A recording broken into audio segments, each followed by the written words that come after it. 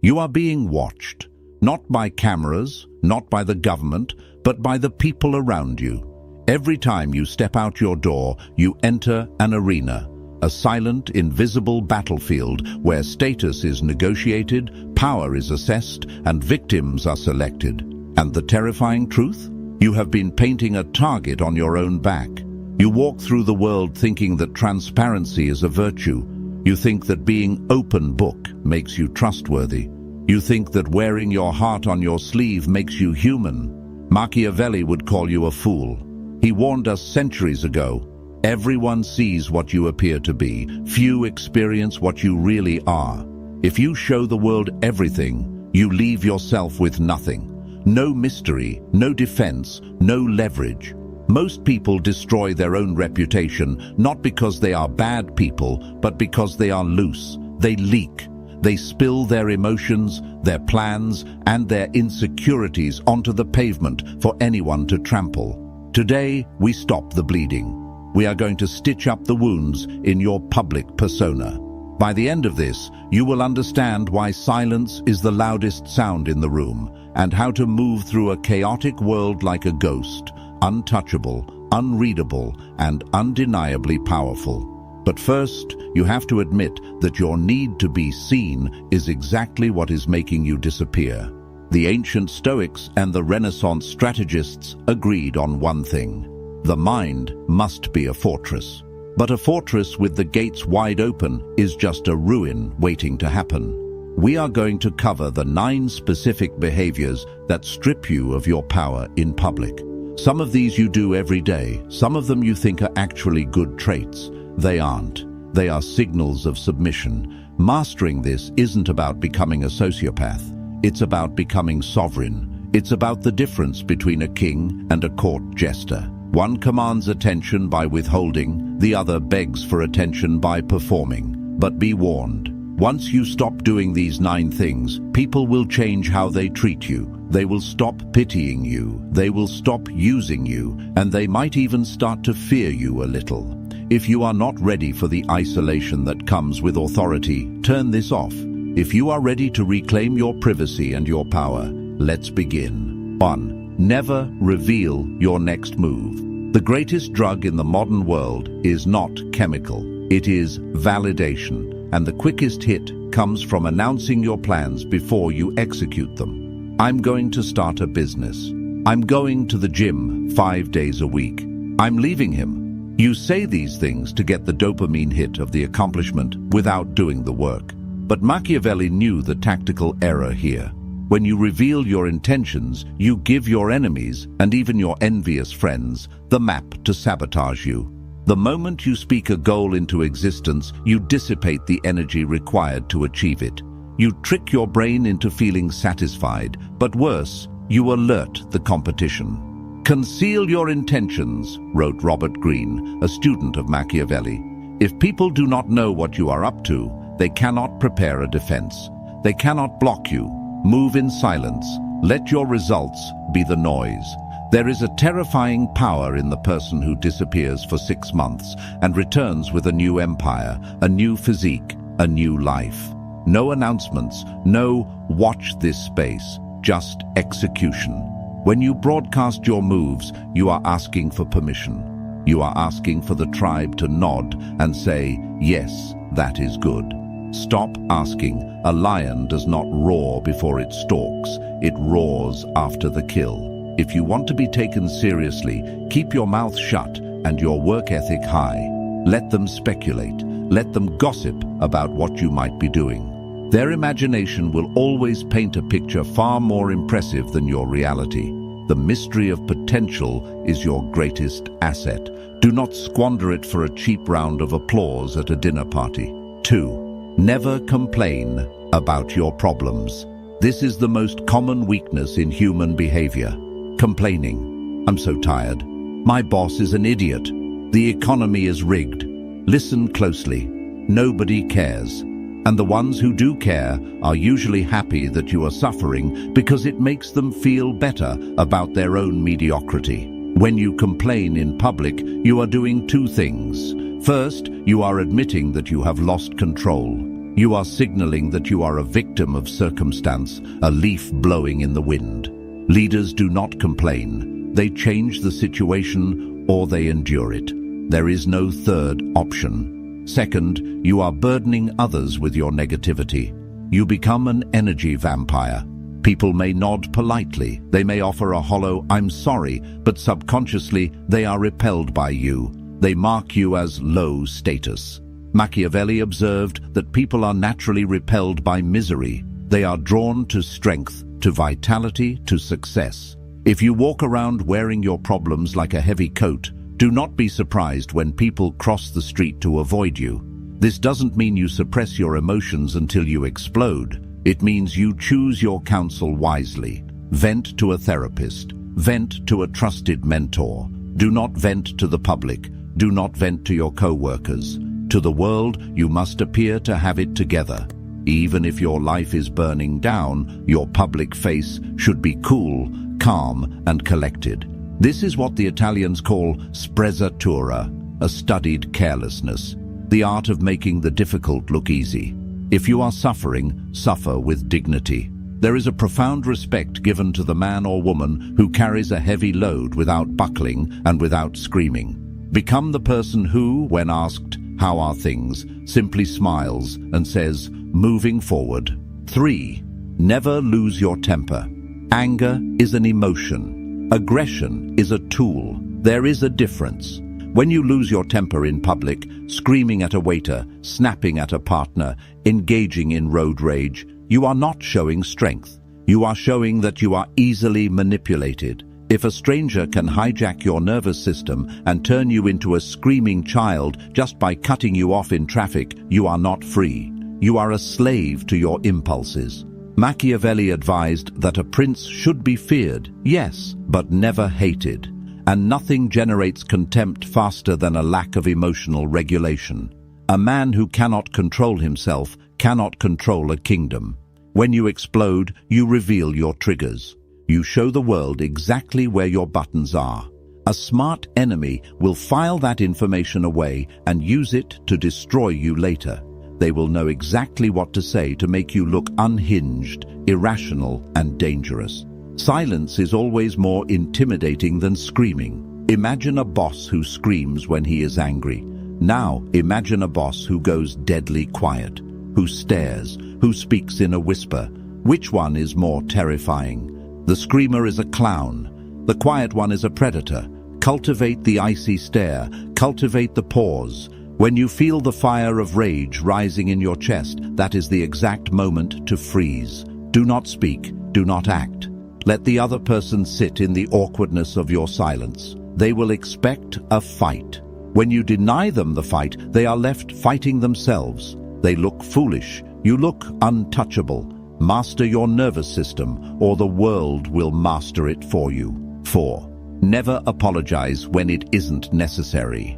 We live in a culture of apology. We apologize for taking up space. We apologize for asking a question. We apologize for having an opinion. Sorry to bother you. I'm sorry, but I think... Stop it. An apology is an admission of guilt. It is a submission signal. When you apologize for things that are not your fault, or for simply existing, you are lowering your status in the hierarchy. You are telling the world, "I am beneath you. Please forgive me for being here." Machiavelli knew that a leader must appear infallible. While you are human and will make mistakes, you must reserve your apologies for when you have truly wronged someone. If you are late, do not say, "Sorry, I'm late." Say, "Thank you for waiting." If you have a differing opinion, do not say, "Sorry to disagree." Say, "I see it differently." Do you feel the shift? The first is a plea for forgiveness. The second is a statement of reality. Over-apologizing makes you look weak, unsure, and insecure. It invites predation. People begin to feel that they can blame you for things because you are so ready to accept the blame. Save your apologies for when they mean something. When you have truly broken a promise or caused harm, apologize once, sincerely, and fix it. Never repeat it. But for the day-to-day friction of life, stand your ground, occupy your space. You do not need permission to exist. 5. Never reveal your financial situation, high or low. Money is the most sensitive nerve in the human body. If you show that you are poor, the world will treat you with pity or invisibility. Poverty, in the eyes of the Machiavellian world, is a sin. It implies a lack of capability, a lack of favor. People distance themselves from failure because they fear it is contagious. If you show that you are rich, you invite envy, and envy is the most dangerous emotion of all. It is the emotion that makes a friend hold a knife behind their back. There is no vice that so covers a man with shame as to be found wanting, but there is no danger greater than outshining the master. If you flash your wealth, the watches, the cars, the receipts, you are not impressing people. You are humiliating them. You are reminding them of what they do not have, and eventually they will hate you for it. They will try to take it from you, either through theft, lawsuits, or social destruction. True wealth whispers. It is found in the quality of the fabric, not the size of the logo. Keep your finances a black box. Let them guess. If you are struggling, look clean, sharp, and organized. Do not look poor. Look like you are in a temporary tactical retreat. If you are winning, look comfortable. Do not look like a lottery winner. The goal is to be financially ambiguous. You want people to assume you are doing well, but never know exactly how well. This protects you from the parasites who want a loan and the predators who want your spot. Your bank account is a weapon. Keep it holstered until you need to use it. 6. Never gossip or talk badly about others. Great minds discuss ideas. Average minds discuss events. Small minds discuss people. Gossip is the currency of the weak. It is a bonding mechanism for people who have nothing of value to offer. When you gossip, you may feel like you are building a connection with the listener, but you are actually destroying your own reputation. Think about it. When someone comes to you and spills the secrets of a mutual friend, what is your immediate thought? If they are talking to me about them, they will talk to them about me. You immediately distrust the gossiper. Machiavelli warned that a prince must avoid being hated or despised. Being a busybody, a spreader of rumors, makes you despised. It makes you look petty, bored, and malicious. Furthermore, information is power. When you gossip, you are giving away information for free. You are leaking leverage. A strategic mind listens to gossip, but never contributes to it. Be the black hole of information. Let people tell you everything. Nod, listen, gather the data, and then say nothing. This makes you terrifyingly powerful.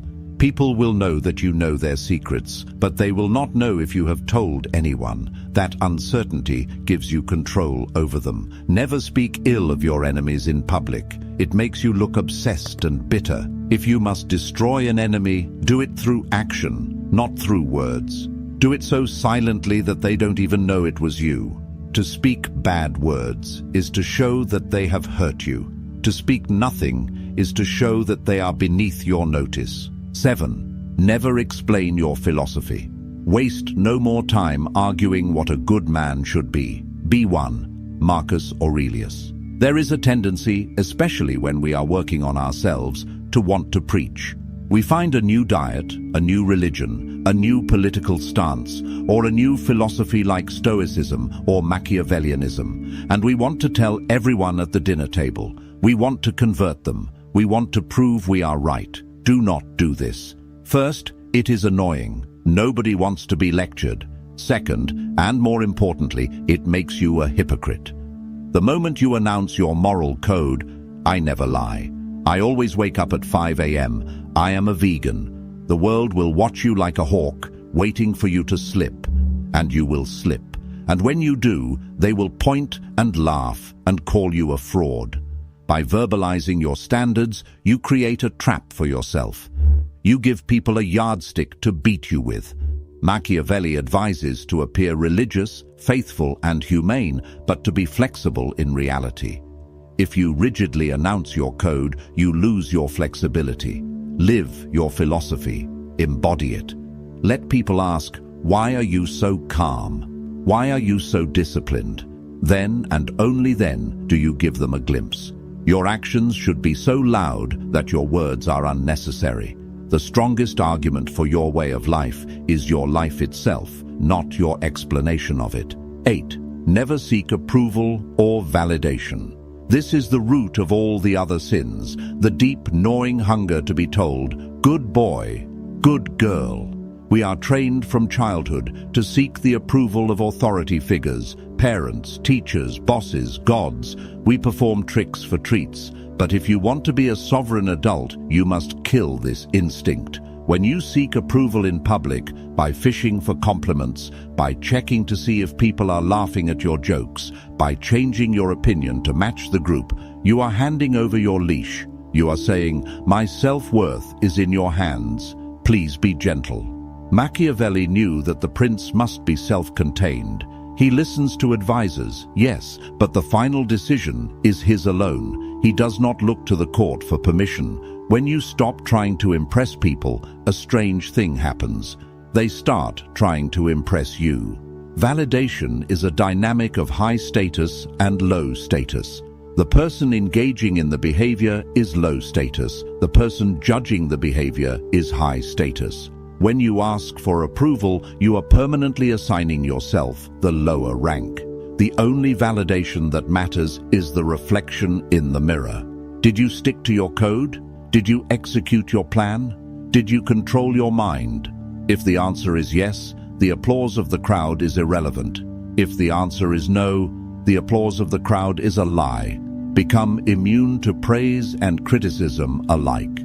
They are two sides of the same coin. Manipulation. If you can be lifted by a compliment, you can be destroyed by an insult. Reject both. 9. Never reveal your vulnerability or shadow. Modern psychology tells you to be vulnerable, to share your trauma, to cry in public. They call it bravery. Machiavelli would call it suicide. There is a time and place for vulnerability. It is in the private sanctuary of your home, with people who have earned the right to see your soul. It is not on social media. It is not in the boardroom. It is not on a first date. The world is not a therapy session. It is a hierarchy. When you bleed in the water, the sharks do not feel empathy. They feel hunger. If you reveal your deepest insecurities, your past traumas, and your darkest fears to the public, you are handing them the blueprint to dismantle you. You are telling them exactly what hurts. I have abandonment issues. I'm insecure about my intelligence. You think you are bonding. The Machiavellian observer hears, if I want to control him, I just need to threaten to leave. If I want to hurt her, I just need to make her feel stupid. You must integrate your shadow, yes. You must face your demons, yes. But you do this in the dark. You do this in the forge of your own spirit. When you step out into the light, you wear the armor. This is not about being fake. It is about being protected. The king does not walk among the peasants naked. He wears the crown and the cloak, not because he is better, but because he represents order. If you want to lead, if you want to be respected, you must appear to be whole. You cannot lead others out of the storm if you are drowning in your own puddle. Keep your wounds covered until they have become scars. Then you can show the scar as a lesson, not the wound as a plea for help. If you stop doing these 9 things, you will feel a vacuum form around you. You will speak less, you will complain less, you will explain less. At first, people will ask, is everything okay? You're so quiet. They will prod you. They will try to provoke you to get the old, reactive, insecure you back. They liked the old you because the old you was easy to read and easy to control. Hold the line. In that silence, in that absence of validation seeking, you are building gravity. You are becoming a black hole of power. By removing these behaviors, you remove the handles that the world uses to grab you. You become smooth, untouchable. You begin to observe more. Because you aren't busy performing, you can finally see. You see the strings on everyone else. You see their insecurities, their lies, their desperate need for approval. And once you see the game, you can no longer be played by it. Machiavelli didn't teach these things to make you evil. He taught them to make you effective. He wanted you to survive the court of snakes. The world is noisy. Everyone is screaming, "Look at me, validate me, pity me." Be the one who stands still. Be the one who watches. Be the one who keeps their cards close to their chest. But this brings us to a dangerous realization. Once you seal up the leaks in your public persona, once you stop giving the world access to your mind, you are going to be left alone with your thoughts. And for most people, that is terrifying. Because when the noise stops, the internal voices start. You have learned how to shield yourself from the outside world. But how do you shield yourself from the enemy within? How do you rule the kingdom of your own mind when the gates are closed and it's just you in the throne room? That is the true battle, and that is what we must explore next. Subscribe, because a fortress is useless if the king is mad.